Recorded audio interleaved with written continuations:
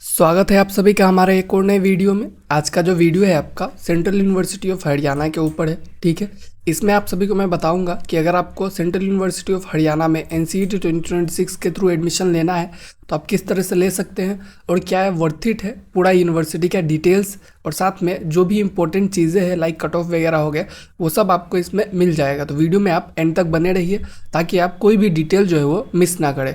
तो चलिए वीडियो को स्टार्ट करते हैं। तो सबसे पहले हमारा जो है बेसिक इन्फॉर्मेशन मतलब यूनिवर्सिटी के बारे में जान लीजिए। इसमें क्या है, university name central university of Haryana, ये तो आपको पता है। लोकेशन इसका है महेंद्रगढ़ हरियाणा। अगर ये टाइप का बात किया जाए तो एक सेंट्रल यूनिवर्सिटी है। ठीक है, मतलब गवर्नमेंट ऑफ इंडिया का इंस्टीट्यूट है जिसको सेंट्रल यूनिवर्सिटी से मतलब सेंट्रल फंड रिसीव होता है। ठीक है, ये 2009 में इस्टेब्लिश हुआ था।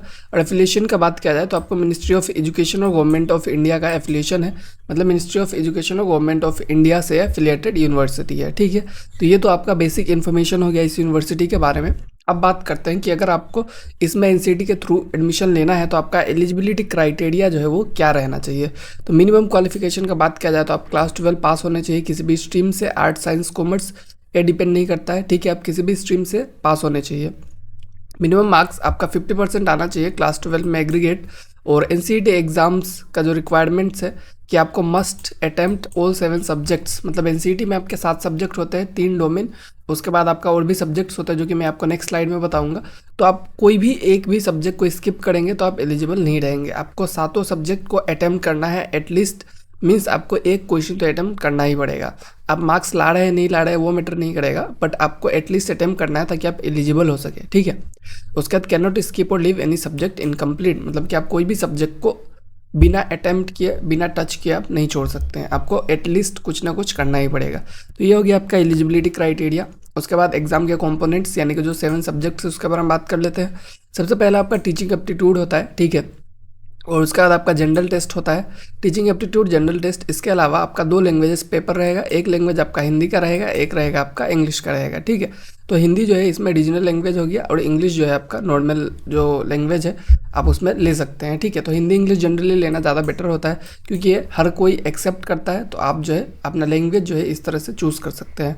लैंग्वेज के बाद आपका जो डोमेन सब्जेक्ट्स आता है, ठीक है, डोमेन सब्जेक्ट में आपका 3 डोमेन सब्जेक्ट कंपलसरी रहता है, वो आपको लेना ही पड़ेगा। ठीक है, तो सबसे बेटर यही होता है कि आपने जो क्लास 12 में 3 डोमेन सब्जेक्ट पढ़ा है तो वो आप ले सकते हैं। ठीक है, तो इससे क्या होगा, आप जो है एलिजिबल हो जाएंगे, एग्जाम में आप पार्टिसिपेट कीजिए, उसके बाद आपका जो है मार्क्स के बेसिस पे आपको एडमिशन मिलेगा। उसके बाद बात की जाए एनुअल फी स्ट्रक्चर का, तो एनुअल फी स्ट्रक्चर का बात किया जाए तो टोटल एनुअल फी आपका 18,946, ये मतलब चेंज हो सकता है टाइम के साथ, ये अभी का मैं बता रहा हूँ। आपका पेड जो किया जाता है 2 इंस्टॉलमेंट में किया जाता है, फर्स्ट इंस्टॉलमेंट 9,000, सेकेंड आपका 9,400। ठीक है, और हॉस्टल फी का बात किया जाए तो ये सेपरेट है। ठीक है, क्योंकि ये ऑप्शनल है, अगर आप हॉस्टल में रहेंगे तो ही आपको हॉस्टल फी पे करना है, बट अगर आप हॉस्टल में नहीं रहते हैं तो आपको हॉस्टल फी नहीं देना है। तो हॉस्टल फ़ी का बात किया जाए तो एनुअल हॉस्टल फ़ी आपका 13,400 है। तो अगर आप हॉस्टल में रहेंगे तो टोटल कॉस्ट आपका 18,000 जो एकेडमिक्स का है और 13,000 जो हॉस्टल का है, दोनों मिला के आपको जो भी मतलब देना पड़ेगा वो आप दे दीजिएगा। ठीक है, तो ये हो गया आपका फ़ी जो कि काफ़ी अफोर्डेबल है। ठीक है, इसके बाद अगर हॉस्टल्स का बात किया जाए, ठीक है, लोगों को हॉस्टल्स देखना रहता है कि हॉस्टल किस टाइप का है, तो यही कुछ हॉस्टल्स है। ठीक है, ये ऑफिशियल उनके वेबसाइट की इमेजेस है। असीम चटर्जी हॉस्टल, एस रामानुजन छात्रावास, ये सब जो है आपका मतलब हॉस्टल्स है। बाहर से देखने में सारे सेम है। ठीक है, तो आप देख के मतलब ठीक ठाक लग रहा है हॉस्टल, मतलब बहुत ही अच्छे फैसिलिटीज़ होंगे ऐसा हम लोग कह सकते हैं। ठीक है, क्योंकि मैं खुद यहाँ पे नहीं रहा हूँ तो मैं आपको इस चीज़ के बारे में नहीं बता सकता, बट फैसिलिटीज़ जो है वो बहुत ज़्यादा बेटर होंगे हॉस्टल का, ये हम कह सकते हैं। ठीक है, उसके बाद अगर बात किया जाए कट ऑफ स्कोर का, तो जनरल कैटेगरी का कट ऑफ जो है आपका 320 प्लस मार्क्स का आसपास रहता है, मतलब इतना आप टारगेट कीजिएगा। ठीक है, मेरा जो एनसीईटी में मार्क्स आया था वो अराउंड 360 के आसपास था मुझे, इसलिए मतलब सब जगह मिल चुका था, बट मैंने एडमिशन नहीं लिया, वो मेरा कुछ पर्सनल प्रॉब्लम्स था। बट अगर आप 320 मतलब आसपास लेके आते 300 प्लस जनरल कैटेगरी में, तो आप जो है ठीक ठाक चांसेस रहता है आपका पास एडमिशन का। तो आप 320 टू 350 एटलीस्ट टारगेट कीजिए, बहुत ज़्यादा मुश्किल नहीं है। ओबीसी ईडब्ल्यूएस कैटेगरी से है तो आपको 280 या फिर 300 मार्क्स जो है वो लाना कंपलसरी रहेगा, उतना लाइएगा तभी आपका एडमिशन होने का चांसेस रहता है।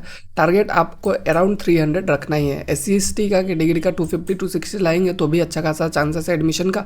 और PW कैंडिडेट्स जो है, PWD, ठीक है, वो लोग क्या करें, SC/ST का जो कट ऑफ मार्क्स है उसी के बेसिस पे उसी के आसपास लाएंगे तो भी चल जाएगा, ठीक है। उनका कट ऑफ कभी बहुत कम भी जाता है, कभी ज़्यादा भी रहता है, तो मतलब वेरी करता है, ठीक है। और कट ऑफ जो है बहुत सारे अलग अलग चीज़ों पे डिपेंड करता है, जैसे कि कितने एप्लीकेशंस आए हैं। लाइक लास्ट ईयर अराउंड 45,000 के आसपास एप्लीकेशन था, ठीक है।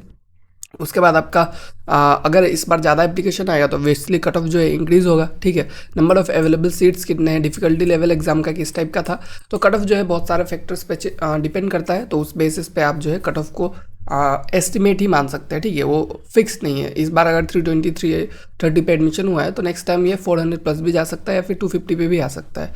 तो ये डिपेंड करता है एग्जाम का डिफिकल्टी कितना था उसके ऊपर। इसके बाद देखते हैं एप्लीकेशन एंड एडमिशन प्रोसेस, ठीक है। एप्लीकेशन एंड एडमिशन प्रोसेस में क्या है, आपको बस NCERT 2026 का आपको एप्लीकेशन फॉर्म फिल कर देना है, ठीक है। अगर आप हमारे साथ जुड़े रहेंगे तो हम आपको बाद में जब फॉर्म आएगा तब बता देंगे। उसके बाद आपको NCERT एग्ज़ाम जो है रूटीन के हिसाब से ले लेना है। उसके बाद रिजल्ट्स जो है ऑफिशियल पोर्टल पर जब अवेलेबल रहेगा तो उसको चेक कीजिए।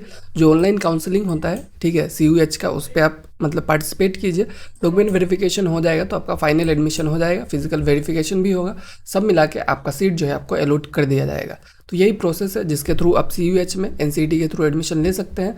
बाकी अगर वीडियो हेल्पफुल लगा है तो आप हमें कमेंट करके ज़रूर बताएं। Thank you all.